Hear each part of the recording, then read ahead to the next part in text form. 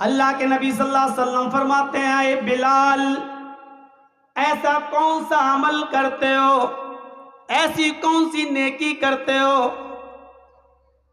कि जब मैं जन्नत देख रहा था, मुझे जन्नत दिखाई दे रही थी, तो मैंने जन्नत में अपने आगे तुम्हारे जूतों की आवाज सुनी। आए बिलाल, मेरे रब ने मुझे बता दिया है कि मैं बिलाल को जन्नत देकर रहूंगा। बिलाल, तुम दुनिया में और तुम्हारे जूतों की आवाज मुहम्मदुर रसूलुल्लाह ने जन्नत में सुनी है। यानी अल्लाह ने मुझे ये खबर दे दी, आए मोहम्मद सल्लल्लाहु अलैहि वसल्लम, बिलाल को खुशखबरी सुना दो कि वो जन्नती है। मैं जूतों की आवाज सुन के आया हूं बिलाल, लेकिन नेकी नहीं मालूम तुम्हारी कौन सी है। ऐसा क्या करते हो, जरा हमको भी तो बताओ। हजरत बिलाल कहते हैं, ऐसा तो कोई अमल नहीं अल्लाह के नबी, जो सब करते हैं उतना मैं भी करता हूं। आपने कहा गौर करो, शायद कोई अमल हो जन्नत में जाने वाला अमल। तो हजरत बिलाल ने कहा, हाँ एक चीज है मेरे अंदर जो और लोगों को नहीं देखता हूं। कहा क्या? शायद हो सकता है वही अमल अल्लाह को पसंद आया हो। तो कहा बताओ तो पहले क्या है। कहा अल्लाह के रसूल में बगैर वजू के कभी नहीं रहता। आए अल्लाह के नबी में बिना वजू कभी नहीं रहता।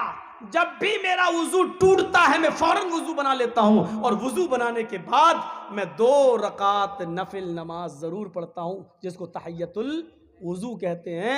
मैं 2 रकात तहियतुल वजू जरूर पढ़ता हूं, और इससे भी ज्यादा तौफीक होती है तो 4, 6 जितनी अल्लाह ताला तौफीक देता है वो मैं पढ़ लेता हूँ, लेकिन 2 से कम कभी नहीं। यानी जब भी मैं वजू बनाता हूँ तो 2 रकात जरूर पढ़ लेता हूँ। अल्लाह के नबी ने कहा बस आए बिलाल, यही वो नेक अमल है।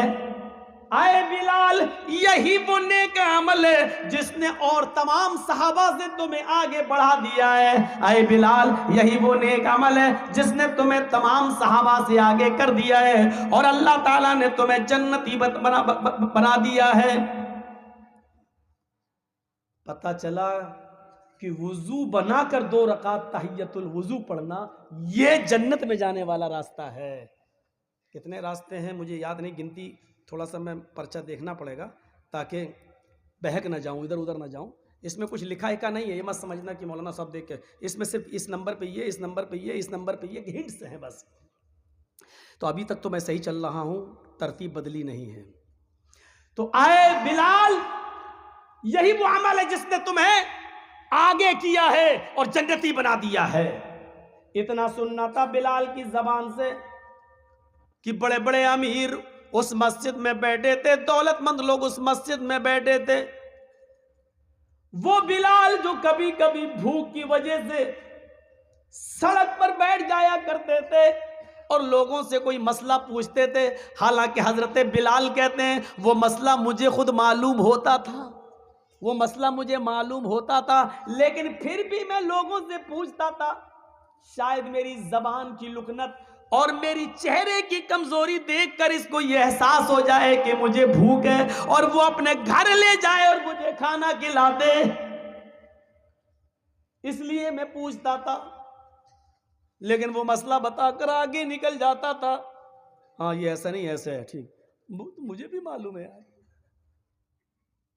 अरे मेरी हालत देख, मेरी आवाज नहीं निकल रही है, मेरा चेहरा, आंखों में गड्ढे पड़ रहे हैं, मेरे गाल पिचक गए, मेरा पेट पीठ से लग रहा है, लेकिन मांग नहीं पा रहे खाना। ऐसा गरीब इंसान। लेकिन जब सहाबा ने सुना कि बिलाल के जूतों की आवाज अल्लाह के नबी सल्लल्लाहु अलैहि वसल्लम ने जन्नत में सुनी, खड़ा हो गए। एक सहाबी कहने लगे, बिलाल जरा मेरे घर आओ। का क्या हुआ? तुम्हारी शादी नहीं हुई है? कि हाँ नहीं हुई है। आए बिलाल, क्यों नहीं की है? नहीं करता तो हूं, लेकिन मैं इतना काला हूं कि मेरी शक्ल देखकर रिजेक्ट कर दिया जाता हूं। कोई लड़की मुझसे शादी के लिए तैयारी नहीं होती। आए बिलाल, परेशान मत होइए, मैं इस इलाके का अमीर इंसान हूं, दौलतमंद हूं, मेरे घर चलो, एक नजर मेरी बेटी को देख लो। अगर मेरी बेटी तुम्हें पसंद आ जाए तो मैं अपनी बेटी का निकाह तुम्हारे साथ करने को तैयार हूं। आए बिलाल, तुम्हारे साथ रहेगी मेरी बेटी तो वो भी जन्नत जैसे अमल करने लगेगी, वो भी जन्नत जैसे काम करने लगेगी। नेक लड़के से शादी करने की वजह से अल्लाह मुझे भी जन्नत दे देगा। अरे बिलाल, दीनदार लड़के को अपनी बेटी देने के बदले अल्लाह शायद मुझे भी जन्नत दे दे। बिलाल चलो मेरी बेटी देख लो, पसंद आ जाए तो मैं निकाह के लिए तैयार हूं। दूसरे साहबी उठे, अरे बिलाल उन्होंने पहले कह दिया है, इसलिए पहले उनकी बेटी देख लो, पसंद आ जाए तो कोई बात नहीं, निकाह कर लेना, और अगर पसंद ना आए तो बेधड़क मेरे घर चले आना, मैं अपनी बेटी का चेहरा दिखाने के लिए तैयार हूं।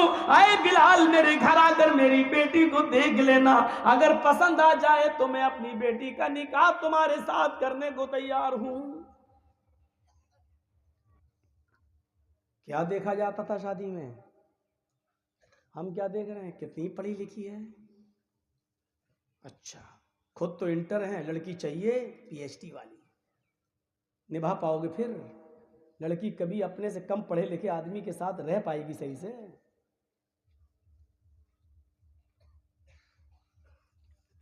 हम क्या देख रहे हैं और वो क्या देख रहे थे? गरीब है नहीं देखा, काले कलूटे नहीं देखा, जन्नत में जूतों की आवाज सुनी अल्लाह के रसूल ने, ये जन्नती इंसान है, जरूर इसके साथ मेरी बेटी रहेगी तो वो भी जन्नत में। तो 2 रकात वजू बनाकर 2 रकात तहियतुल वजू पढ़ना, ये जन्नत में जाने वाला ये भी एक रास्ता है। एक रास्ता और है, वजू बनाने के बाद अब क्या करोगे? नमाज पढ़ोगे। नमाज कहाँ पढ़ोगे? मर्द हो तो मस्जिद में, और सुन्नतों को, नफिल को घर में पढ़ना अफजल है। जैसी अजान हो जाए अजान के कलमात दोहराओ, वजू बनाइए और वहीं पर आप अपने 2 रकात 4 रकात जितनी पढ़ सकते हो अपने घर पे पढ़िए, फिर मस्जिद के अंदर जाइए। अगर मस्जिद बहुत दूर नहीं है तो, अगर मस्जिद दूर है तो आप पहले से जाइए, फिर वहाँ सुन्नत भी पढ़ लीजिए, या कम से कम ऐसा करिए कि पहले वाली सुन्नतें वहाँ पढ़ लीजिए और सुन्नत फ़र्ज़ नमाज पढ़ के फिर अपने घर आ जाइए, और फ़र्ज़ नमाज के बाद जो सुन्नतें पढ़ी जाती हैं वो अपने घर पढ़ लीजिए आके। अल्लाह के रसूल ने फरमाया अपने घरों को कब्रिस्तान मत बनाओ, यानी कब्रिस्तान में कुरान नहीं पढ़ा जाता है अपने घरों में, और नमाज नहीं पढ़ी जाती है, इसलिए अपने घरों को कब्रिस्तान मत बनाओ, यानी अपने घर को बिल्कुल कब्रिस्तान मत बना दो कि उसमें नमाज ही ना पढ़ी जाए, कुरान भी ना पढ़ा जाए। कुरान की तिलावत भी करो और नमाज भी पढ़ो। तो इसीलिए क्या फरमाया? जन्नत में जाने वाला एक रास्ता, मस्जिद भी बनाओ, और मस्जिद जो अल्लाह के लिए बनाएगा तो अल्लाह उसके लिए जन्नत में घर बनाएगा। हदीस ये है, मम बना लिल्लाही मस्जिदन बनल्लाहु लहु बैतन फिल जन्नह, जो दुनिया में अल्लाह का घर बनाएगा, जो दुनिया में अल्लाह के लिए मस्जिद बनाएगा, उसमें बढ़ चढ़कर हिस्सा लेगा, मस्जिद बनाने के लिए चंदा देगा, उसमें बढ़ चढ़कर हिस्सा लेगा, बनल्लाहु लहु बैतन फिल जन्नह, तो कयामत के दिन अल्लाह ताला जन्नत के अंदर उसके लिए घर बनाएगा। जो दुनिया में अल्लाह का घर बनाएगा मस्जिद, तो अल्लाह जन्नत में उसका घर बनाएगा। ये लीजिए, मस्जिद बनाने में चंदा देना, मस्जिद बनाने में ताउन करना भी जन्नत में जाने वाला रास्ता है, जन्नत में जाने वाला रास्ता है। मस्जिद में जाइए, नमाज पढ़िए और मस्जिद बनवाइए, जन्नत में जाने वाला रास्ता। अब नमाज पढ़ के बैठ गए हैं, अब क्या करना है? अब दुआएं पढ़िए, अल्लाहु अकबर, अस्तगफिरुल्लाह अस्तगफिरुल्लाह अस्तगफिरुल्लाह, अल्लाहुम्मा अंता सलाम व मिनका सलाम। बहुत सी दुआएं बताई हैं अल्लाह के नबी ने, पढ़िए। लेकिन जन्नत में ले जाने वाला रास्ता क्या है? नमाज के बाद, नमाज तो है ही, वो तो आप पढ़ चुके। नमाज के बाद एक आयत ऐसी है, अगर आपने फ़र्ज नमाज के बाद उसको पाबंदी के साथ पढ़ते रहे तो वो आयत का पढ़ना आपको जन्नत में ले जाएगा। आयत सबसे लंबी है आयत। हदीस क्या है? मन क़राअ आयतल कुर्सी बाद सलातिल मकतूबती लम यमनहु मिन दुखूलिल जन्नति इल्लल मौत। ये है हदीस। जिस आदमी ने हर फर्ज नमाज के बाद, आदमी ही नहीं औरत भी इसमें शामिल है, अब आदमी बोल देता हूं मैं, थोड़ा सा लहजा ये हो गया है ना, इसमें जितनी भी बातें बता रहा हूं इसमें औरतें भी शामिल हैं। ये मत सोचना ये तो आदमी के लिए कह दिया मौलाना ने, नाम भी ले लिया जिस आदमी ने। नहीं, इसमें आप भी शामिल हो मेरी बहनों, मेरी माओ, मेरी कौम की बेटियों, इसमें आप भी शामिल हो।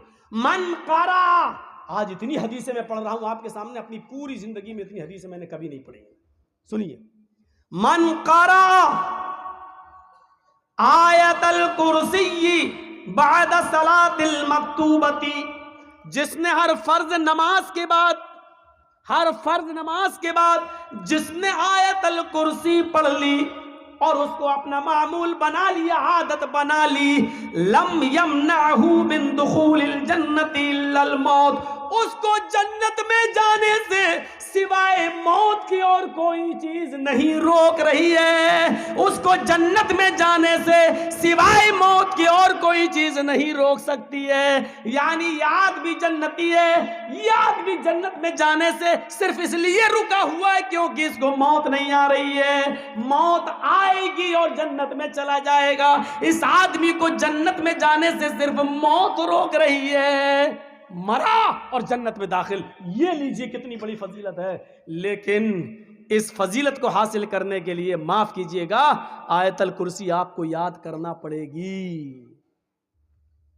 गाना याद हो जाता है, हैं? इतने लंबे लंबे गाने याद हो जाते हैं, तेरी आंखें झुकी झुकी, हैं? और कौन कौन से गाने चलते हैं, बेहुदा भोजपुरी गाने, ये सब याद हो जाते हैं आपको। कल जिस गाड़ी पे मैं बैठ के आया हूँ, रात में तकरीर ख़त्म की मैंने करीमा में, वहाँ साहिबगंज इलाके में, कल की बात। अब मैंने कहा चलो प्रोग्राम ख़त्म हो गया, मुझे गुमानी छोड़ दो। गुमानी मैं इनसे बात हो चुकी थी, 11-12 बजे फरक्का में मैं आ जाऊँगा, अब हमको रिसीव कर लीजिएगा, ठीक है। अब वो रात का वक्त था, 3 बजे वो ड्राइवर जब गाड़ी लेके चलने लगा, 3:30 बजे, शायद 3 बजे तक तो जलसा ही चला, 4 के आसपास जब मैं वहाँ से निकला, ड्राइवर मुसलमान। अब रात भर के हम भी जागे हुए, तो आगे वाली सीट पर हम ऐसे बैठ के, थोड़ा सा आंख लग गई मेरी ऐसे, उसने गाना लगा दिया ड्राइवर ने, मेरी आंख खुल गई। तो मैंने कहा यार इस ड्राइवर को रोकना और टोकना बेकार है, क्योंकि ड्राइवरों से उलझना नहीं चाहिए, वरना अगर ज़बरदस्ती बंद करवाएंगे तो ये भेड़ देंगे कहीं ना कहीं। तो देख रहा हूँ गाना उसमें चल रहा है, कोई रफ़ी का गाना चल रहा था, बहुत पुराना। अब ये उसमें गाना सुनता जा रहा और ऐसे करता, गाड़ी चला रहा है। मैंने ऐसे देखा और वो भी उसके मुंह पे वो भी गुनगुनाता जा रहा है, यानी पूरा गाना उसको याद है, पूरा गाना। उसके बाद जब गाड़ी मेरी रुक गई, मैं गुमानी पहुंच गया, तो मैंने उससे पूछा, शुक्रिया आपका, आपने मुझे छोड़ा। मैंने कहा आपको कुछ मुसलमान है क्या? हाँ हाँ साहब माशाल्लाह मुसलमान। हमने कहा बड़ी खुशी हुई आपको ये जान कर के आप मुसलमान हैं। अच्छा कलमा याद है ना आपको? है मौलाना साहब, कलमा याद नहीं होगा? ला इलाहा इल्लल्लाह मुहम्मदुर रसूलुल्लाह। सूरह फातिहा याद है ना? नमाज, हाँ सूरह फातिहा याद है, अल्हम्दुलिल्लाह रब्बिल आलमीन रहमान मालिक, पूरी सूरत सुना दी। हमने कहा अच्छा, सूरतें कितनी याद है? कहता मौलवी साहब वो तो 2 ही याद है बस। कौन कौन सी? का इन्ना आते ना कल कौसर और कुल हुवल्लाहु अहद अल्लाहु समद लम यलिद वलम यूलद वलम यकुल लहू कुफुवन अहद। हमने कहा अच्छा और कोई एक सूरत? का नहीं है। आयतल कुर्सी? अरे मौलाना साहब आयतल कुर्सी तो 5-6 सूरतों के बराबर है, वो तो याद ही नहीं है। ये हमारा हाल है। चलो उसने कम से कम लाज रख ली कि सूरह फातिहा याद रही, उसको कलमा सुना दिया ला इलाहा इल्लल्लाह मुहम्मद रसूलुल्लाह। वरना एक बार तो हम फंस गए थे बाराबंकी इलाके में, भीख मांगता हुआ आ गया मेरे पास, अल्लाह के नाम पे दे दो, अल्लाहू उल्लू उल्लू। मैंने कहा भाई क्या मुसीबत है? जोहर का वक्त था। मैंने कहा अच्छा इधर आ, क्या चाहिए? अल्लाह। हमने कहा नमाज नहीं पढ़ते हो तुम? अरे मौलाना साहब उस मस्जिद से मैं निकला हूँ अभी नमाज पढ़कर। हमने कहा हो सकता है भाई हम लोग जल्दी पढ़ लेते हैं, ये देर से पढ़ के निकला होगा ये। तो हमने कहा भाई नमाज पढ़ के निकले हो? हमने कहा चेहरे पे मिट्टी लगी है, बालों में गंदगी भरी पड़ी है, कपड़े। अरे वुजू बनाया कि नहीं बनाया? नमाज के लिए वुजू शर्त है, तुमने वुजू बनाया कि नहीं बनाया? कहता है मौलाना साहब मैंने वुजू मंगल को बनाया था। और जिस दिन उसने ये बात हमें बताई वो इतवार का दिन था, संडे था, संडे इतवार का दिन। मैंने कहा कब बनाया था? बोला मैंने वुजू मंगल को बनाया था। मैंने कहा मंगल, बुध, जुमेरात, जुमा, शनिचर, इतवार। हमने कहा 6 दिन पहले? कहता हाँ। हमने कहा उससे अभी तक वुजू ही नहीं बनाया? कहता ना नहाया ना वुजू बनाया। हमने कहा क्यों? बोला हम बुजुर्ग हैं ना, बुजुर्ग सूफी हैं हम बुजुर्ग हैं, हमारा वुजू 40 दिन चलता है। तो हमने कहा चाहिए बताओ कि मंगल को वुजू बनाया और अभी तक चल रहा है, इतने दिनों में तुमने लैट्रीन की कि नहीं की? तो उल्टा हमको डांट रहा है। कहता तुमको किसने मौलाना बना दिया? हमने कहा क्यों, क्या हुआ? कहा ये बताओ लैट्रीन लगेगी तो लैट्रीन करेगा नहीं कोई आदमी? तो हमने कहा वही पूछ रहा हूं, की क्या नहीं की? अरे रोज करता हूं मैं। हमने कहा पेशाब है? पेशाब तो दिन भर में 3, 4, 5 बार करता हूं। हमने कहा सोते हो कि नहीं सोते हो? कहा नींद आएगी तो सोएंगे नहीं। हमने कहा अच्छा ये बताओ कि कभी कभी पेट में गुड़गुड़ की आवाज होती कि नहीं होती, हवा खारिज होती कि नहीं होती? कहता अरे मौलवी साहब तुम कैसी बातें कर रहे हो, ये बताओ कि ये तो नेचुरल चीज है यार, ये तो फितरत है, ये तो हवा जब पास होगी तो होगी। हमने कहा हुई कि नहीं हुई? कहां हुई है? हमने कहा हवा भी तेरी पास हुई, पेशाब भी तू कर रहा है, लैट्रीन भी तूने की, सोया भी तू, सारे काम तू कर रहा है और अभी तक तेरा वुजू टिका हुआ। भाई ये वुजू है या लोहे का लट्ठा जो टूटता ही नहीं? क्या है ये? कहता आप हमारी इंसल्ट कर रहे हो। मैंने कहा उतारू जूता, अभी बताऊंगा इंसल्ट क्या होती है। कभी ना कहेंगे। फिर उसी के आदमी आ गए, कहने लगा मौलाना ये पागल है दिमाग से, हम लोगों में भी ऐसा नहीं है। अरे पेशाब पैखाना करने से अच्छे के वुजू टूट जाते हैं, ये क्या है? ये बेचता क्या है? ऐसे लोग भी मिले हैं जिनको कुछ याद नहीं था। एक आदमी के रिक्शे पे सवार हो गए, उससे पूछा साहब, हमने कहा चलो मस्जिद में अजान का टाइम हो गया, नमाज पढ़ लेते हैं, आप भी आइए। कहता मौलाना साहब आप नमाज पढ़ लीजिए, बस यही एक कमी है कि मैं नमाज नहीं पढ़ता और तो मेरा बकिया पूरा इस्लाम ठीक है। हमने कहा हो सकता भाई नमाज नापाक हो, नहीं जा रहा हो मस्जिद में। नमाज पढ़ के हम निकले, 2 रकात पढ़ना थी, मुसाफिर थे, फिर उसके रिक्शे पे बैठ के चले। चलते चलते मैंने कहा भाई रमज़ान का महीना है, नमाज आप नहीं पढ़ रहे हैं, रोज़ा तो आप रखते ही होंगे। अरे मौलाना साहब बड़ी मेहनत करना पड़ती है, रिक्शा चलाना पड़ता है, बस यही एक कमी और है कि मैं रोज़ा नहीं रखता हूँ, वरना पूरा इस्लाम मेरा ठीक है। लास्ट में जब हम उतरे तो मैंने उससे कहा कि अच्छा एक बात, पैसा उसको दिया, 15 रुपये उसने मांगे थे, कई साल पहले की बात है, मैंने उसको 15 रुपये दिए। तो मैंने कहा अच्छा भाई चलते चलते थोड़ा सा कलमा ही सुना दो, तुम कलमा याद है तुम्हें? कहता बस मौलवी साहब कलमा ही याद नहीं और मेरा पूरा इस्लाम बिल्कुल ठीक है। मैंने कहा वाह साहब, कलमा तुझे याद नहीं और तेरा इस्लाम ठीक है, ये कौन सा इस्लाम है जो बिल्कुल ठीक ठाक है? कलमा याद नहीं, ला इलाहा इल्लल्लाह मोहम्मद रसूलुल्लाह, और कह रहा मेरा पूरा इस्लाम ठीक है। तो दुनिया में ऐसे भी लोग हैं जिनको कलमा याद नहीं और कह रहे मेरा इस्लाम ठीक है। ऐसे लोग भी मौजूद। तो मन करा आयतल कुर्सी, आयतल कुर्सी को याद करिए, कितनी बड़ी फजीलत है इसकी। हम इस दुनिया में क्यों आए?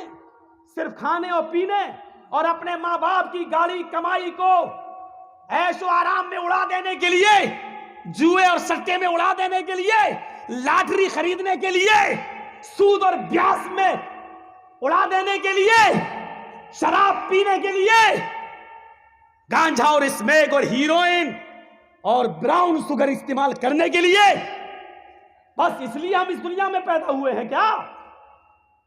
अपने आप को पहचानो। कुरान तुम्हारे पैदाइश का मकसद बता रहा है, वमा खलक़तुल जिन्ना वल इंसा इल्ला लियअबुदून। ओ मेरे बंदो, मैंने तो तुम्हें इस दुनिया में भेजा है, इस दुनिया में पैदा किया है तो सिर्फ इसलिए किया है ताकि तुम मेरी ही इबादत करो, मेरी ही पूजा करो, मेरी ही भक्ति करो, मेरे अलावा किसी और की इबादत न करो। इस दुनिया में तो इंसान इबादत के लिए आया है। अच्छा मैं किसी को खड़ा करके आयतल कुर्सी सुनता हूं, ऐसा लगेगा आप कल सुबह होके कहेंगे मौलाना साहब ये काम गलत किया आपने। सबके सामने किसी की इंसल्ट करना अच्छी बात थोड़ी है।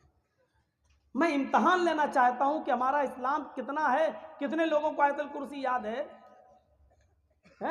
एक को खड़ा करके पूछना चाहता हूं, लेकिन कल सुबह हमारी ही बदनामी होगी। आपका जिसको याद नहीं उसका चर्चा नहीं होगा, मेरा चर्चा होगा कि मौलाना साहब ने सबके सामने उसको नंगा कर दिया। छोड़ो, मुझे क्या जरूरत है किसी की इंसल्ट करने की, मुझे किसी के सामने नंगा करना मकसद नहीं, अल्लाह की कसम नहीं। हजरत उमर फारूक के ज़माने में एक मस्जिद के अंदर किसी की हवा खारिज हो गई, एक सहाबी की, बदबू आ गई। अब नमाज का टाइम खड़ा है, हजरत उमर फारूक ने कहा अगर जिसकी हवा खारिज हुई हो वो जाए और वज़ू बना के दोबारा आ जाए, तब तक हम नमाज अभी खड़ी नहीं कर रहे हैं, अभी हम नमाज के लिए खड़े नहीं हो रहे हैं, जाओ। अब शर्म की वजह से वो जा नहीं रहा, जिसकी हवा खारिज हो गई बैठा।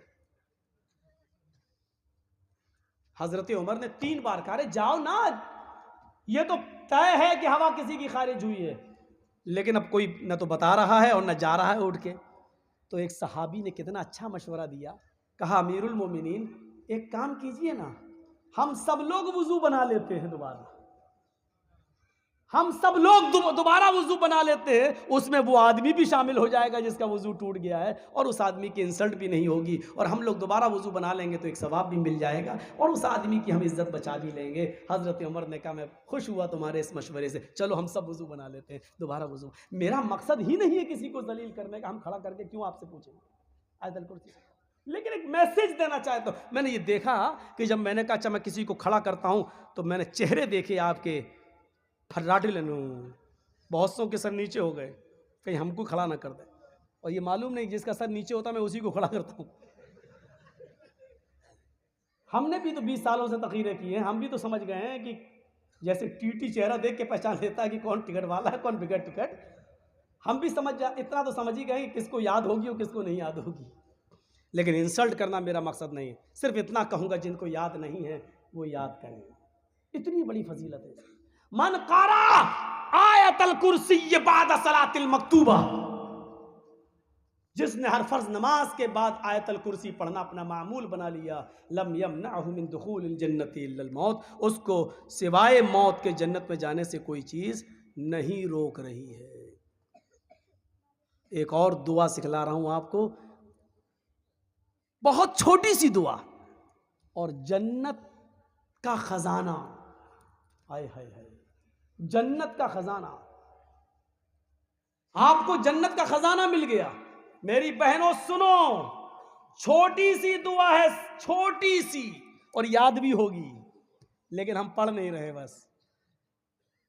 अला दुल्लुकुम अला कंजिम मिन कुनूजिल जन्नह, अल्लाह के नबी साहबा किराम के अंदर बैठे हुए हैं, साहबा किराम जैसे आप लोग बैठे मेरे सामने, ऐसे अल्लाह के नबी दर्स दे रहे हैं, नसीहत कर रहे हैं, और आप उनसे पूछ रहे हैं क्या मैं तुम्हें जन्नत के खजानों में से एक बहुत बड़ा खजाना ना दे दूं? क्या तुम जन्नत का बड़ा खजाना लोगे? जन्नत में जाने का 5वां रास्ता, 5वीं हदीस सुनिए अल्लाह के नबी की, क्या है?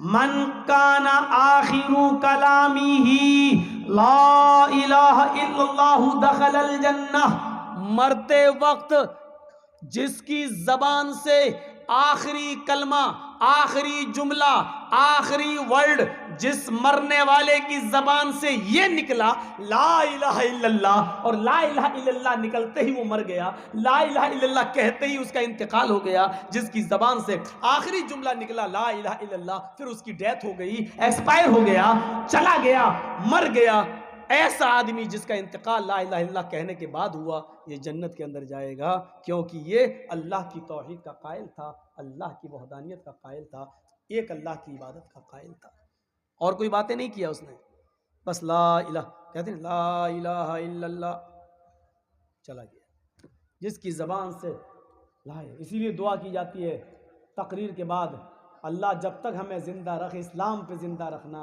और जब हमारा ख़ात्मा हो तो ईमान पर हमारा ख़ात्मा फरमाना, ये है ईमान की असली कड़ी। मरते वक्त जिसकी ज़बान से ये जुमला निकला ला इलाहा इल्लल्लाह, और उसके बाद उसकी डेथ हो गई, मर गया, वो कहाँ जाएगा? जन्नत के। आइए, ये तौहीद हो गई। अब एक ऐसी हदीस पढ़ने जा रहा हूं जिसको इमाम मुस्लिम ने मुस्लिम के अंदर नकल किया है, सुनिए, ये आदमी भी जन्नत में जाएगा। कौन? मा मिनकुम मिन अहदिन यतवज़्ज़उ फयुहसिनुल वुज़ूअ,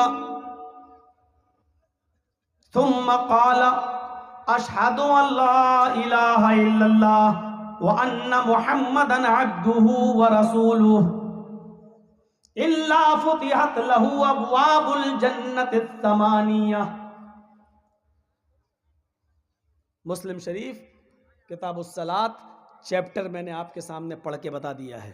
तर्जमा पर गौर करो और नौजवानों बताओ कितना पैसा खर्च हो रहा है इस इबादत में। मा मिनकुम मिन अहदिन यतवज़्ज़उ, तुम लोगों में से जिसने वुजू बनाया, वुजू, तुम लोगों में से जिसने वुजू बनाया, फयुहसिनल वुजू, और अच्छी तरीके से वुजू बनाया। वुजू की दो किस्में हो गई हैं, एक तो वुजू बनाना और एक अच्छी तरीके से वुजू बनाना। समझ रहे हैं? वुजू क्या है? इमाम साहब नमाज पढ़ा रहे हैं, 2 रकात हो गई, जोहर की असर की 2 रकात हो गई। मैं वुजू बना रहा हूं, नल पर बैठकर, टोटी के पास बैठकर, मस्जिद में वुजू खाने के पास बैठकर आप आए और बैठ गए मेरे पास। मौलाना साहब कितनी रकातें निकल गई हैं, इमाम साहब ने कितनी नमाज पढ़ा दी है। मैंने कहा कि 2 पढ़ा चुके हैं, 2 बाकी बची हैं। ये दोनों भी ना निकल जाए वरना जमात का सवाब नहीं मिलेगा। बैठे मारा, अल्लाह, ये है वुजू। जल्दी से मारा, अल्लाह, ठोंक डाली, वुजू भी ठोंक डाला, नमाज भी ठोंक डाली। ये है वुजू। लेकिन अल्लाह के रसूल ने क्या कहा? फयुहसिनल वुजू, वुजू नहीं, जिसने अच्छी तरीके से वुजू बनाया। सुने मेरी माँ बहने, आज दूसरी तकरीर वो नहीं हो रही है, आज दूसरी बातें मैं आपको बता रहा हूं, कुछ सीखो आज। अच्छा वुजू किसे कहते हैं? पानी लिया चिल्लू में, ये सीधे हाथ में दाहिने, और ये देख रहे हैं आप, ये और फिर दाहिने हाथ की उंगलियां बाएं हाथ में, उंगलियों में ऐसे, और बाएं हाथ की उंगली दाएं हाथ में, ये फिर दोबारा वुजू, पानी लिया, फिर यही, ये फिर लिया पानी और फिर यही,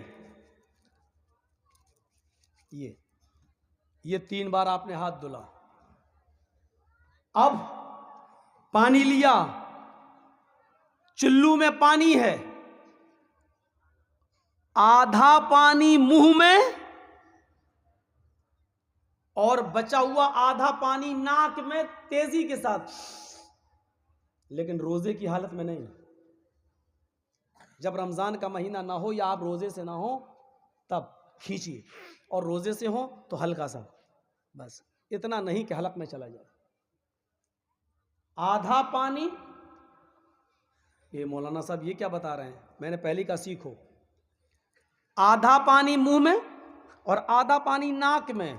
अभी तक ये आदत है नहीं ना, इसलिए शुरू में पूरा पानी मुंह में चला जाएगा, ऐसे नहीं ले पाओगे, शुरू लोगे तो पूरा ही चला जाएगा। आदत बनाना पड़ेगी अभी 2-4 रोज। आधा मुंह में और आधा नाक में। फिर दाएं हाथ की शहादत की उंगली को दांतों पे रगड़िए, ये ऐसे, और बाएं हाथ की इस उंगली को और इस नाखून को दोनों नाक में डालिए, ऐसे, फिर निकालिए, और उसके बाद में अंगूठे से ये पकड़िए, ये दबाइए ऐसे, और झाड़िए नाक, वस्तनशका वस्तनसरा, झाड़िए कस के, और फिर इस उंगली से ये वाली नाक दबाइए, नथुना, और फिर झाड़िए। मैं ज्यादा जोर से नहीं कर रहा हूं, नहीं तो असली घी यहीं टपक जाएगा सारा, ऐसे। पहले ये लेके और फिर ये लेके ऐसे, और फिर ऐसे करके झाड़िए, और फिर हाथ धो लीजिए। फिर दोबारा भी ऐसे ही करेंगे आप, फिर मुंह में उंगली और ये, फिर तीसरी बार। माफ कीजिएगा, एक मसला बता दूं आपको, ये ऐसा वुजू ये अफजल है, वरना आप अलग पानी से कुल्ला भी कर सकते हैं और नाक के लिए अलग पानी भी ले सकते हैं, ये जायज़ है। लेकिन अफजल यही है, आधा पानी मुंह में और आधा पानी नाक में, ये अफजल है, ये ज़्यादा अच्छा है। और अगर आप ऐसा नहीं कर पा रहे हैं तो 3 बार कुल्ला कर लीजिए और 3 बार कुल्ला करने के बाद 3 बार नाक में पानी डालिए। ये वुज़ू भी जायज़ है, ऐसा भी आप कर सकते हैं, ये जायज़ है, लेकिन अफजल नहीं है। अफजल वही है जो मैंने बताया है, वस्तनशका वस्तनसरा। तो ये हो गया। इसके बाद चेहरा धोइए, ये बता दूं, ये धो रहे हैं, ये दाढ़ी है तो ये सब, फिर दोबारा पानी लीजिए, फिर ये कान की लौ तक, ऐसे नहीं, बस हो गया। ये कोई नहीं खलाल, दाढ़ी में ये ऐसे ऐसे, और जिसकी बड़ी और लंबी दाढ़ी हो वो तो और ज़्यादा करेगा, ऐसे ऐसे कर, ये ऐसे 3 बार चेहरा धुले, फिर 3 बार हाथ धोए। अब 3 बार कहाँ होते हैं, तो टोटी के नीचे लगा दिया, तो 10 बार भी हो रहा है। इसीलिए बदने में पानी लीजिए, क्योंकि 2 मुद पानी से वुजू बनाना है आपको।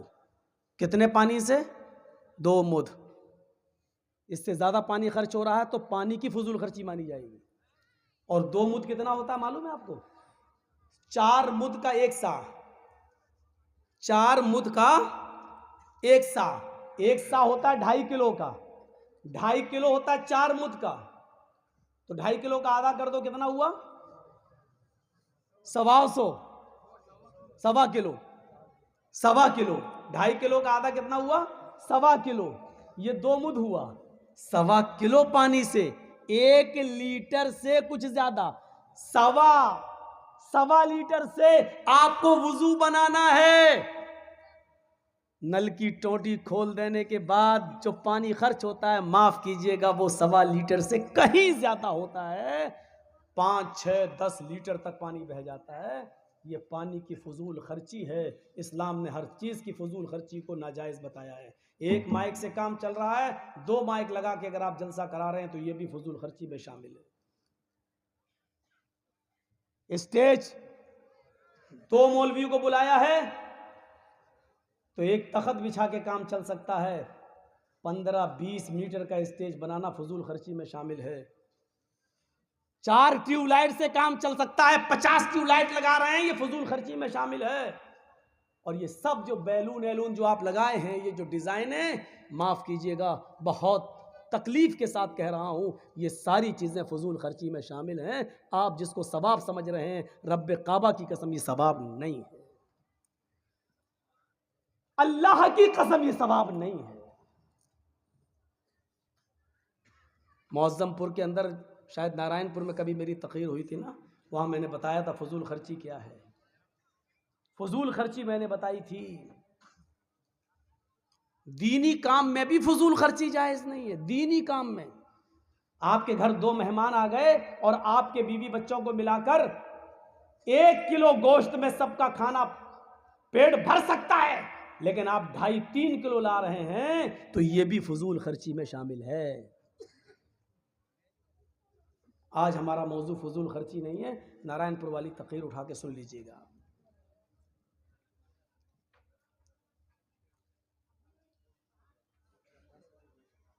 अच्छा वुजू बनाया, ये अच्छा वुजू है।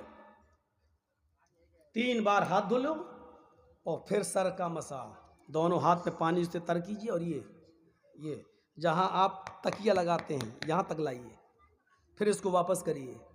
फिर देख लीजिए आपकी उंगली में, ये 2 उंगली में पानी लगा है या नहीं।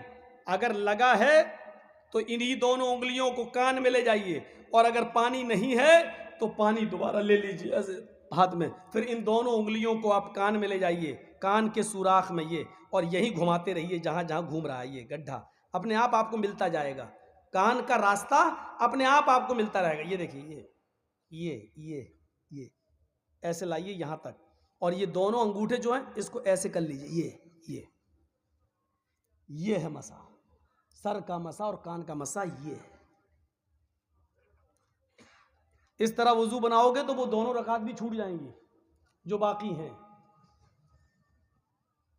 लेकिन इस्लाम ये कहता है, शरीयत ये कहती है, नमाज छूट रही है तो छूटने दो, लेकिन उल्टा सीधा वुजू बनाकर अगर आप पढ़ोगे तो नमाज ही नहीं होगी, क्योंकि जब वुजू नहीं तो नमाज नहीं।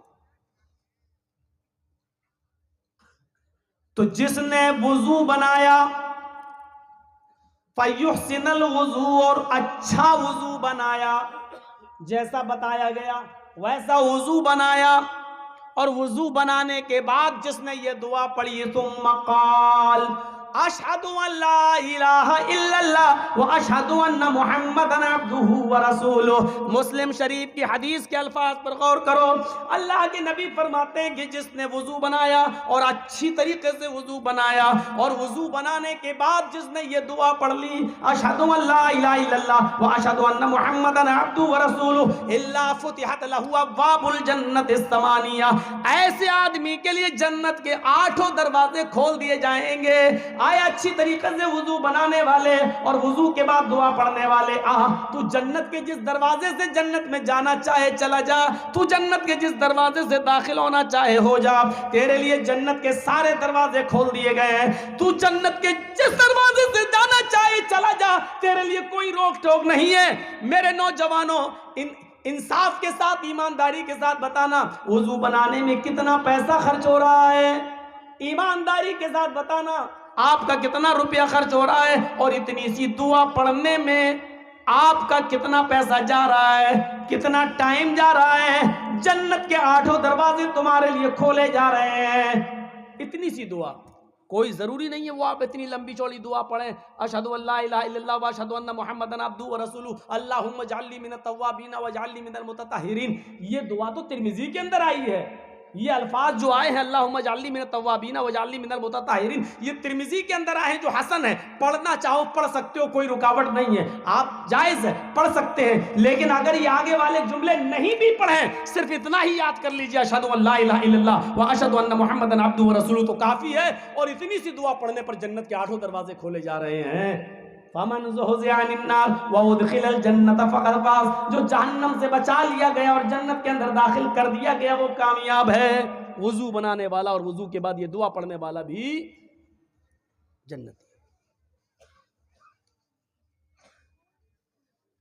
क्या हो गया भाई? पर्दा हट गया।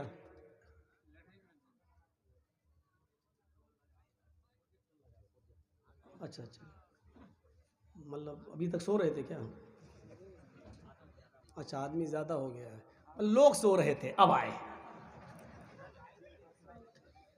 यार इतना परेशान मत करो, वैसे ही जी हिंदुस्तान मेरे पीछे पड़ा हुआ है, तुम भी पड़े हुए हो। ये हो गया जन्नत में जाने का रास्ता। अभी शुरुआत है, अभी आगे चलते जाइए, अभी हमारी आंखों में आंसू आना भी बाकी है। अभी चलिए, जन्नत में कैसे कैसे लोग जन्नत में जाने के लिए क्या क्या किए हैं। चलिए, अभी तो हम ट्रेन चली है, अभी तो स्पीड पकड़ने में थोड़ा सा टाइम लेगी। आप लोग पकड़ने ही कहाँ देते हैं, कभी औरतें बोलने लगती हैं, कभी पर्दे वाले आ जाते हैं। अब लगता है अब अगर आ गए तो मुझे पर्दा करना पड़ेगा। एक और हदीस, चाय की होटलों पे बैठने वालों सुनो, कैरम बोर्ड खेलकर अपना टाइम बर्बाद करने वालों, ये तुम्हारे लिए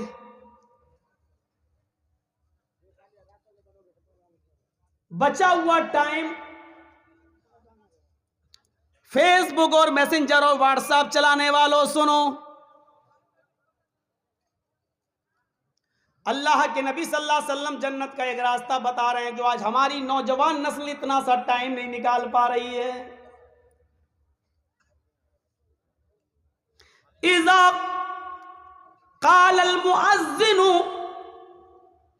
अल्लाहु अकबर फ़क़ूलू अल्लाहु अकबर। पहले पूरी हदीस सुन लो। व इज़ा क़ालल मुअज़्ज़िनु अशहदु अल्ला इलाहा इल्लल्लाह फ़क़ूलू अशहदु अल्ला इलाहा इल्लल्लाह। व इज़ा क़ालल मुअज़्ज़िनु अशहदु अन्ना मुहम्मदर रसूलुल्लाह फ़क़ूलू अशहदु अन्ना मुहम्मदर रसूलुल्लाह। व इज़ा क़ालल मुअज़्ज़िनु हय्या अलस सलाह फ़क़ूलू ला हौला वला कुव्वता इल्ला बिल्लाह। व इज़ा क़ालल मुअज़्ज़िनु हय्या अलल फलाह फ़क़ूलू ला हौला वला कुव्वता इल्ला बिल्लाह। वइज़ा क़ालल मुअज़्ज़िनु अल्लाहु अकबर फ़क़ूलू अल्लाहु अकबर वइज़ा क़ालल मुअज़्ज़िनु ला इलाहा इल्लल्लाह फ़क़ूलू ला इलाहा इल्लल्लाह हुल्लत लहू शिफ़ाअती यौमल क़ियामह। मस्जिद में अजान देने के लिए मुअज़्ज़िन जब खड़ा हो जाए, अपने कानों में उंगलियां दे ले और रब की तौहीद बुलंद करने लगे, जब उसकी जबान से ये जुमला निकले अल्लाहु अकबर, तो आए मेरे मुसलमान भाइयों, अल्लाह के नबी कहते हैं मेरे साथियों, तुम जहां भी हो, जिस जगह पर भी हो, मुअज़्ज़िन के अजान के कलमात सुनकर उसका जवाब वैसे ही देते रहो जैसे मुअज़्ज़िन दे रहा है। मुअज़्ज़िन कह रहा है, अगर दुकान पे बैठे हो तो दुकान पर भी इन कलमात को दोहरा सकते हो, अगर किसी खेत में हो तो खेत में भी दोहरा सकते हो, मस्जिद में हो तो उधर भी दोहरा सकते हो, किसी दुकान पर बैठे हो तो उधर भी दोहरा सकते हो। फरमाया इज़ा क़ालल मुअज़्ज़िन अल्लाहु अकबर, जब मुअज़्ज़िन कहे अल्लाहु अकबर तो तुम भी कहो अल्लाहु अकबर। जब मुअज़्ज़िन कहे अशहदु अल्ला इलाहा इल्लल्लाह तो तुम भी कहो अशहदु अल्ला इलाहा इल्लल्लाह। जब मुअज़्ज़िन कहे अशहदु अन्ना मुहम्मदर रसूलुल्लाह तो उसके जवाब में तुम भी बोलो अशहदु अन्ना मुहम्मदर रसूलुल्लाह। जब मौलाना लोग तकरीर कहें अल्लाह के नबी मोहम्मद सल्लल्लाहु अलैहि वसल्लम फरमाए, तब तो आप कहोगे सल्लल्लाहु अलैहि वसल्लम। जब नबी का नाम मोहम्मद आए तब तो आप कहोगे सल्लल्लाहु अलैहि वसल्लम। लेकिन अजान में जब कहा जाए अशहदु अन्ना मुहम्मदर रसूलुल्लाह तो यहाँ सल्लल्लाहु अलैहि वसल्लम नहीं कहा जाएगा, यहाँ पढ़ा जाएगा अशहदु अन्ना मुहम्मदर रसूलुल्लाह। अजान का वही जवाब जो मुअज़्ज़िन का वही कहना है, और जहां बदलना है वहां बता रहा है, अल्लाह के नबी बता रहे हैं क्या कहा, इज़ा क़ालल मुअज़्ज़िन हय्या अलस सलाह, जब मुअज़्ज़िन कहे हय्या अलस सलाह तो तुम कहो ला हौला वला कुव्वता इल्ला बिल्लाह, और जब मुअज़्ज़िन कहे हय्या अलल फलाह तो तुम कहो ला हौला वला कुव्वता इल्ला बिल्लाह। मुअज़्ज़िन हय्या अलस सलाह और हय्या अलल फलाह जब बोलेगा तो यहाँ दोनों जगह आप कहोगे ला हौला वला कुव्वता इल्ला बिल्लाह, और पूरी अजान हूबहू वैसे ही, यहाँ तक कि फजर की अजान में भी जो जुमले जो बढ़ाए जाते हैं अस्सलातु खैरुम मिनन नौम, तो यहाँ पर भी आपको जवाब में यही कहना है अस्सलातु खैरुम मिनन नौम। यहाँ पर भी आप बदलेंगे नहीं, सिर्फ हय्या अलस सलाह और हय्या अलल फलाह पर आपको क्या कहना है, ला हौला वला कुव्वता इल्ला बिल्लाह। फिर अल्लाह के नबी क्या फरमाते हैं, जिसने ये जुमले अदा किए, जब मुअज़्ज़िन कहे अल्लाहु अकबर तो तुम कहो अल्लाहु अकबर। जब मुअज़्ज़िन कहे ला इलाहा इल्लल्लाह तो तुम कहो ला इलाहा इल्लल्लाह। तुम्मा क़ाल, इन जुमलों को कहने के बाद फिर ये दुआ पढ़ो, इन जुमलों को कहने के बाद ये दुआ पढ़ो, अल्लाहुम्मा रब्ब हाज़िहि दाअवति ताम्मा वस्सलातिल क़ाइमा आति मुहम्मदनिल वसीला वल फज़ीला वबअसहु मक़ामम महमूदा अल्लज़ी वअदता। बुखारी शरीफ के अंदर बस इतनी सी दुआ आई है, बस अल्लाहुम्मा रब्ब हाज़िहि दाअवति ताम्मा वस्सलातिल क़ाइमा। ये हुक्म दोनों के लिए है, मर्दों के लिए भी और औरतों के लिए भी। अल्लाहुम्मा रब्ब हाज़िहि दाअवति ताम्मा वस्सलातिल क़ाइमा आति मुहम्मदनिल वसीला वल फज़ीला वबअसहु मक़ामम महमूदा अल्लज़ी वअदता। ये दुआ पढ़ो जिसने मुअज़्ज़िन के अज़ान के कलमात को रिपीट किया, दोहराया, और उसके बाद ये दुआ पढ़ ली अल्लाहुम्मा रब्ब हाज़िहि दाअवति ताम्मा पूरी वअदता तक। तो अल्लाह के रसूल क्या कहते हैं, हुल्लत लहू शिफाअती यौमल क़ियामा, ऐसे इंसान के लिए, ऐसे शख्स के लिए क़यामत के दिन मेरी सिफारिश हलाल हो जाएगी। ये गुनाहगार होगा, जहन्नम के दरवाजे पर भी खड़ा होगा, लेकिन अल्लाह ताला मुझे हुक्म देगा इस आदमी की सिफारिश कर सकते हो, मैं उसके लिए शिफाअत करूंगा अल्लाह से, और अल्लाह मेरी शिफाअत को कबूल फरमा के उसको जन्नत के अंदर दाखिल कर देगा। हुल्लत लहू शिफाअती यौमल क़ियामा, इसके लिए, मेरे लिए, इस आदमी को जन्नत में ले जाने के लिए मेरे लिए शिफाअत हलाल हो जाएगी। मैं अल्लाह से एप्लीकेशन, मैं अल्लाह से गुजारिश कर सकता हूँ, और अल्लाह रब्बुल आलमीन मेरी गुजारिश को एक्सेप्ट करेगा और उस आदमी को जन्नत में दाखिल कर देगा। लीजिए, लेकिन हमें कैरम बोर्ड खेलने से फुर्सत कहाँ है, अजान हो रही है, हमें चाय पीने से फुर्सत कहाँ है, अजान हो रही है, हमें चौसर खेलने से फुर्सत कहाँ है, अजान हो रही है, हमें फेसबुक और व्हाट्सएप चलाने से फुर्सत कहाँ है। इतनी आसान है जन्नत के रास्ते। वुजू बनाने पे जन्नत, वुजू के बाद की दुआ पढ़ने पे जन्नत, अजान के कलमात दोहराकर और जवाब देने पे जन्नत। लेकिन ये हम इन रास्तों से कितने महरूम हो गए। सुन लीजिए, अल्लामा शिबली ने लिखा है, हजरत उमर फारूक अपना टाइम कभी बर्बाद नहीं करते थे। अगर उनको कोई वक्त नहीं भी, फालतू बैठे हैं तो क्या करते थे, मतलब नमाज पढ़ के आ चुके हैं, अब कोई काम ही नहीं है, जो काम करना था उनको खेती बाड़ी का वो करके आ चुके हैं, अब कुछ काम ही नहीं है, घर में आए सो गए, सो के उठे तो अब नींद ही नहीं आ रही है, अब काम क्या, काम है ही नहीं, फालतू बैठे हैं, कोई काम नहीं। तो जानते हो वो क्या करते थे, एक बेकार सा कपड़ा ले लेते थे हजरत उमर फारूक, और एक बेकार सा कपड़ा लेके उसको फाड़ देते थे। अच्छा कपड़ा नहीं, एक बेकार सा कपड़ा लेके फाड़ देते थे और अपनी बीवी से कहते थे जरा सुई और धागा दे देना, फिर उस कपड़े को सीते थे। लोगों ने उनसे कहा ये क्या करते हो, जब सिलना ही था तो फाड़ा क्यों? तो उन्होंने कहा कि फजूल वक्त क्यों बर्बाद करूं, खाली बैठना, शैतान को अपनी खोपड़ी में जगह देना है, इसलिए मैं अपने वक्त को काम में लगा रहा हूं, कुछ नहीं मिला तो यही कर रहा हूं कि कपड़ा फाड़ के उसको दोबारा सिल रहा हूं, ताकि खाली दिमाग शैतान का घर होता है, ऐसा ना हो कि शैतान इस खाली वक्त में हमारे दिल में बहुत से वसवसे पैदा कर दे। हमारे पास खाली वक्त होता तो चलो यार दोस्तों के साथ गप्पे लड़ा लें, चलो मूवी देख लें, हमारी माँ बहनों के पास अगर वक्त होता है तो चलो सीरियल देख लें, बड़ा अच्छा सीरियल आ रहा है, सास भी कभी बहू थी, अच्छा सीरियल आ रहा है, देख लो। अब तो बंगला में भी बड़े अच्छे अच्छे सीरियल आते हैं। बैठ गई, क्या देख रही, सीआईडी, और सीआईडी देख देख कर वो अपने पति की अब जासूसी कर रही, देखें जाता कहाँ है आता कहाँ। अब ऐप भी ऐसे ऐसे आने लगे कि पति कहाँ है वो ऐप डाउनलोड कर लेती हैं औरतें और पता लगाती रहती है मेरा आदमी कहाँ जा रहा है। और शक की बीमारी इतनी है, कहाँ हो, कहीं पान की दुकान पे पान खा रहा हूं, अच्छा पान वाले से जरा मेरी बात कराना। शक की बीमारी इतनी ज्यादा पैदा हो गई है, इसमें हम भी किसी हद तक जिम्मेदार हैं, शक पैदा कराने में। आएंगी बातें बाद में, हम सोच रहे हैं कि पहले जन्नत के वो रास्ते बताते हैं, ये सब चीज़ें तो आती रहेंगी। ये जन्नत का एक रास्ता था, लिस्ट में भूल गया हूँ ये कौन से नंबर की थी, मैंने इसीलिए पहले कहा था कि 5 तो हदीसें ही पढ़ दी, 5 नंबर। स्टेज पे बैठने वालों को होश नहीं है, बताइए, सुन रहे तकरीर, 5 तो हदीसें ही सुना दी। 6ठे नंबर पे वुजू वाली बात थी और 7वें नंबर पर ये अजान वाली बात, अजान के बाद की दुआ का। 5 तो पहले ही हो चुकी थी। अब 8वीं चीज फहरिस्त में, 8वां नाम सुनिए। बाप आदम अलैहिस्सलातु वस्सलाम ने जिस फल को खाने से अल्लाह ताला ने मना किया था और जिस वृक्ष ट्री, जिस पेड़ के पास जाने से रोका था, वो वहीं चले गए।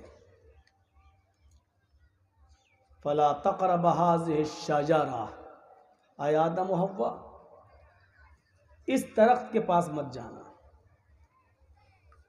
शैतान के बहकावे में आए, वो चले भी गए और सिर्फ गए ही नहीं बल्कि उस फल को खा भी लिया।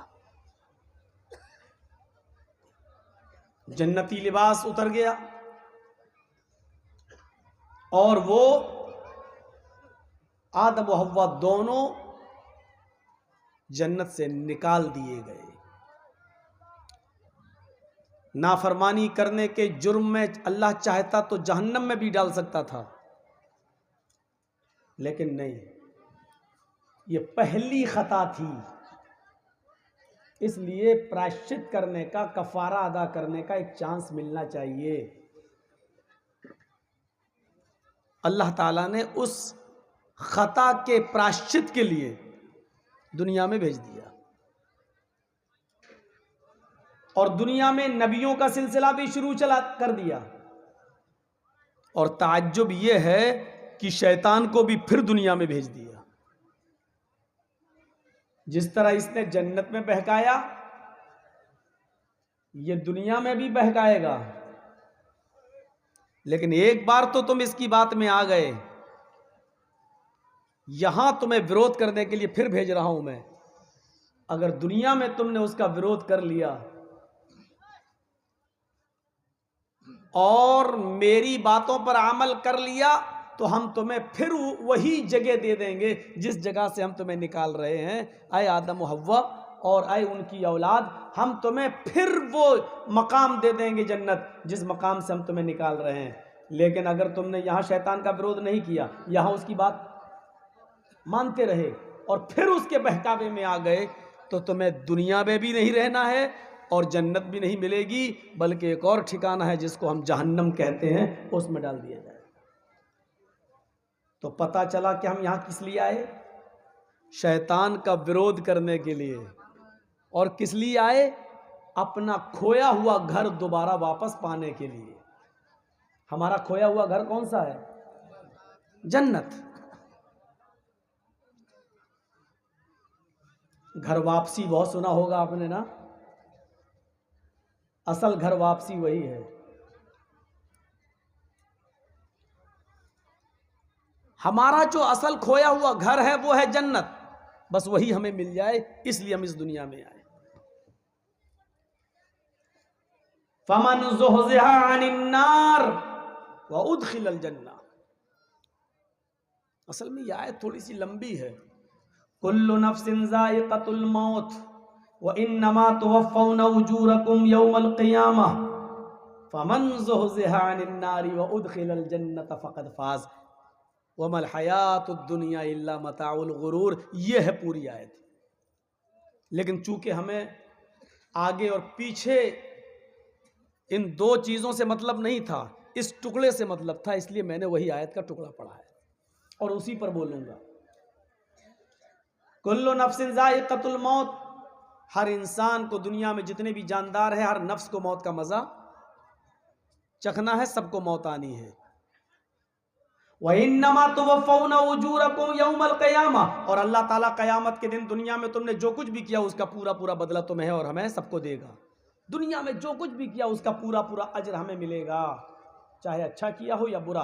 अच्छा किया तो अच्छा इनाम, बुरा किया तो बुरा बदला मिलेगा। इसके बाद कहा अल्लाह ताला ने, दुनिया में इंसान दो ही किस्म के काम करता, या तो अच्छे या बुरे, बीच का कोई काम नहीं है। या तो वो काम अच्छा होगा या वो काम बुरा होगा। ऐसा कोई काम नहीं है जो अच्छा भी ना हो और बुरा भी ना हो, बीच का हो। और अगर ऐसा काम है जो ना अच्छे में लिखा जाता है ना बुरे में लिखा जाता है, तो माफ कीजिएगा कि वो भी अच्छाई की कैटेगरी में आता है। मसलन नफिल नमाज, पढ़ो तो सवाब, ना पढ़ो तो गुनाह नहीं। समझ रहे ना? मिसाल समझिएगा, पढ़ो तो अच्छा है, ना पढ़ो तो बुरा नहीं। लेकिन अब बीच का रास्ता क्या निकलता है? अगर पढ़ लिया तो ये भी अच्छाई के हुक्म में है,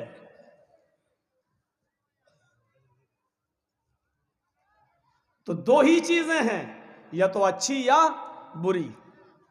अच्छा किया तो जन्नती, बुरा किया तो जहन्नमी।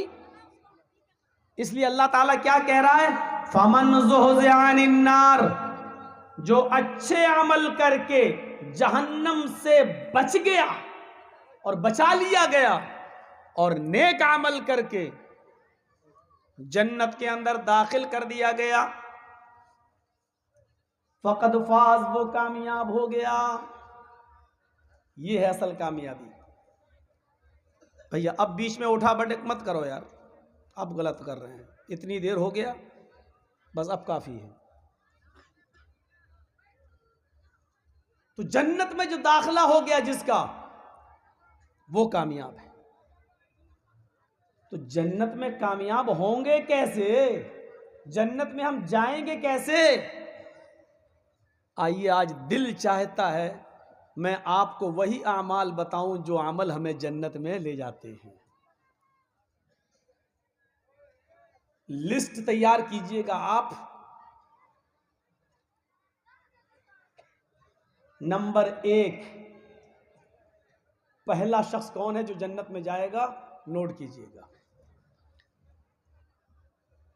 मेरी माँ बहनें अगर खामोश रहेंगी तो मेरी उर्दू उनको भी समझ में आएगी। मैं तो उर्दू बोल ही कहाँ रहा हूँ, मैं तो समझ लो कि बहुत सिंपल बोल रहा हूँ, वरना कश्मीर वश्मीर में जाकर जो उर्दू बोलता हूँ तो वो तो आपकी समझ ही में नहीं आएगी।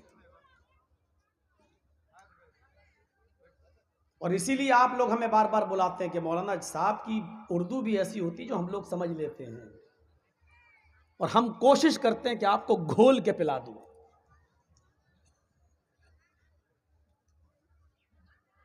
पहला शख्स जो जन्नत में जाएगा, देखिए कितना सस्ता अमल, 18, 20, 25 हजार के मोबाइल लेकर उल्टी सीधी चीजें देखकर जहन्नम में जा रहे हैं हम, और जन्नत फ्री में मिल रही है तो जाने के लिए तैयार हो।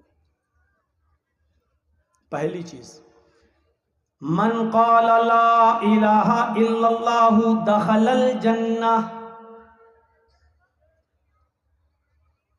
जिसने कलमा पढ़ा, जिसने इस बात का इकरार किया,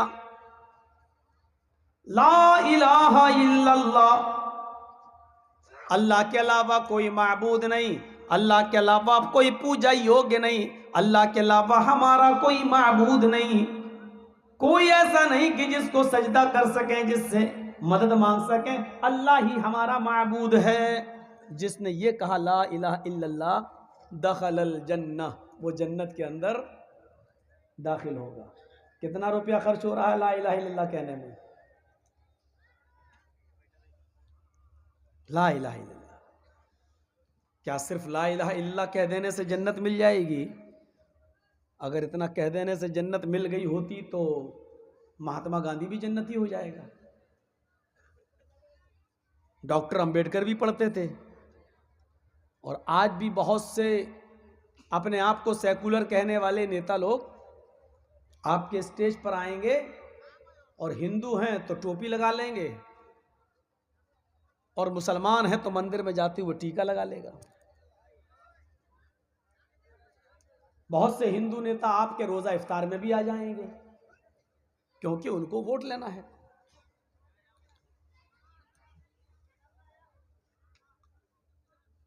यहां पर भी अल्लाह ताला ने कह दिया, अल्लाह के नबी ने फरमा दिया, हर ला इलाहा इल्लल्लाह कहने वाला जन्नती नहीं है। नंबर 2, दूसरा पॉइंट, लिस्ट लिखिए आप, लिस्ट नंबर 2, मन क़ाल ला इलाहा इल्लल्लाहु सिद्क़न लिल क़ल्बिही दख़लल जन्नह, जिसने अपनी जबान से कहा ला इलाहा इल्लल्लाह सिद्क़न लिल क़ल्बी, सिद्क़ दिल से, सच्चे दिल से, दिल की गहराई से जिसने कहा ला इलाहा इल्लल्लाह, वो जन्नत के अंदर जाएगा। ये भैया उधर दूसरी तकरीर हो रही है क्या? कोई जाओ यार, उन लोगों को खामोश कराओ भाई। तो औरतें बंद हुई तो वो चिल्लाने लगा, बताइए वो सुन भी नहीं रहा। कोई वहां जाके बता दो वो उनकी आवाज यहां तक ना आए, उनका बिल्ला चमकते हुए रोशनी यहां तक आ रही, लेकिन वो नहीं देख रहे हमारे। अरे आप ही को कह रहा हूं, मत बोलिए इतनी तेज। औरतों में जाने के बाद सबकी आवाज बहुत ऊंची निकलने लगती है, उनको भेज ही दिया ऐसी जगह आप लोगों ने। सिद्क़न लिल क़ल्बी, दिल की सच्चाई के साथ, दिल की गहराई के साथ जिसने कलमा पढ़ा। अब पता ये चला कि जो ऐसे लोग होते हैं जो वोट लेने के लिए आते हैं, वो दिल की गहराई से और दिल की सच्चाई से नहीं पढ़ते हैं। आपके पास आएंगे अल्लाह अल्लाह, वहां जाएंगे राम राम। सिद्क़न लिल क़ल्बी, जो सिद्क़ दिल से पढ़ेगा वो सिर्फ ला इलाहा इल्लल्लाह पढ़ेगा, कभी दूसरी चीज का कायल नहीं होगा। तो जिसने सिद्क़ दिल से ला इलाहा इल्लल्लाह पढ़ा वो कहां जाएगा? जन्नत के अंदर जाएगा।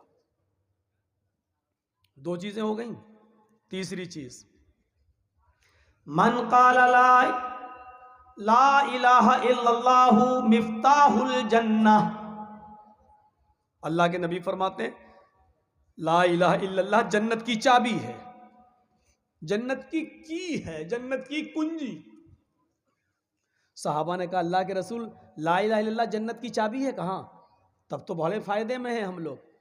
जब जन्नत की चाबी मिल गई, ला इलाहा इल्लल्लाह हमने पढ़ लिया, जन्नत की चाबी हमें मिल गई, तो हम तो जब चाहेंगे तब जन्नत का ताला लॉक खोलेंगे और जन्नत में घुस जाएंगे। अब हमें नमाज पढ़ने की क्या जरूरत है, रोजा रखने की क्या जरूरत है, हज करने की क्या जरूरत है, ज़कात देने की क्या जरूरत है? हमारे नौजवानों के लिए हदीस बहुत अच्छी है। हम मौलाना साहब रास्ता निकाल रहे हैं, ला इलाहा इल्लल्लाह जन्नत की चाबी है। सहाबा ने कहा अल्लाह के रसूल अब हमें नमाज रोजा हज और ज़कात की जरूरत क्या है? चाबी जब हमारे हाथ में आ गई, ला इलाहा इल्लल्लाह पढ़ लिया, तब तो हम जन्नत में जब चाहेंगे ताला खोल के घुस जाएंगे। अब तो जन्नत हमारी हो गई। अल्लाह के नबी ने फरमाया नहीं, ला इलाहा इल्लल्लाह जन्नत की चाबी तो है, लेकिन उसमें जो दंदाने होते हैं ना, गटर, आपने देखा होगा, जो चाबी चाहे बाइक की हो, मोटरसाइकिल की हो, या आपके लॉक ताले की हो, किसी की भी, उसमें चाबी के अंदर दाने होते हैं, हल्के से दंदाने, गटर जो रेती से बनाए जाते हैं, उसमें हल्के हल्के गटर किए जाते हैं। वो जब तक गटर नहीं होगा तब तक ताला नहीं खुलेगा। तो अल्लाह के रसूल ने फरमाया ला इलाहा इल्लल्लाहु मिफ्ताहुल जन्नह लैसा लहू अस्नान, ला इलाहा इल्लल्लाह जन्नत की चाबी है, लेकिन उसके दंदाने नहीं है, उसमें गटर नहीं है उसमें। और बगैर गटर वाली चाबी, बगैर दंदाने वाली चाबी से ताला नहीं खुलेगा। तो साहबा ने कहा फिर ऐसी चाबी का क्या फायदा? अल्लाह के रसूल चाबी दी है तो जन्नत को खोलने के लिए उस चाबी में दंदाने भी होना चाहिए। तो आपने फरमाया अस्नानुहु अस्सलाह वज़्ज़काह वल हज्ज वस्सौम रमज़ान। अल्लाह के नबी फरमाते हैं उस चाबी को मैंने तुम्हें दे दिया, अब उस चाबी में दाने तुम खुद बनाओ, उसमें गटर तुम खुद बनाओ, और उसके गटर हैं नमाज, रोजा, हज और ज़कात। जिसकी चाबी में ये दाने होंगे तो ताला खुलेगा, वरना नहीं। लीजिए, तो पता क्या चला कि सिर्फ ला इलाहा इल्लल्लाह कह देना काफ़ी नहीं है, ला इलाहा इल्लल्लाह सच्चे दिल से कहा जाए, और ला इलाहा इल्लल्लाह के बाद नमाज, रोज़े और हज और ज़कात की पाबंदी भी हो, तब जन्नत हमें मिलेगी, इंसान जन्नत में दाखिल होगा। कितनी हदीसें हो गई? 3। चौथी हदीस पे आइए। फहरिस्त नंबर, लिस्ट में चौथा नंबर, मम्माता ला युशरिक बिल्लाहि शैअन दखलल जन्नह। जो इस हाल में मरा, जिसको इस हाल में मौत आई कि वो अल्लाह के साथ किसी को शरीक नहीं करता था, उसकी मौत शिर्क पर नहीं बल्कि तौहीद पर हुई है, तो ये आदमी भी कहाँ जाएगा? दखलल जन्नह, जन्नत में दाखिल होगा। मरते वक्त वो मुवाहिद होना चाहिए, तौहीद परस्त होना चाहिए। मरते वक्त शिर्क पर उसकी मौत नहीं होनी चाहिए। अल्लाह के अलावा किसी और की इबादत ना करता हो, अल्लाह के अलावा किसी और से मदद ना मांगता हो, अल्लाह के अलावा किसी और के सामने सजदा ना करता हो, अल्लाह के सामने किसी और के सामने अपनी झोली और अपना दामन ना फैलाता हो। जिसका इंतकाल इस हाल में हुआ कि उसकी जिंदगी में शिर्क नहीं था, मम्माता ला युशरिकु बिल्लाहि शैया, जो अल्लाह के साथ किसी को शरीक नहीं करता था, वो कहाँ जाएगा? दखलल जन्नह, जन्नत के अंदर जाएगा। 5वीं हदीस सुनाने जा रहा हूं, सुनिए। इसके बाद कुछ वाकयात आएंगे, हदीस होंगी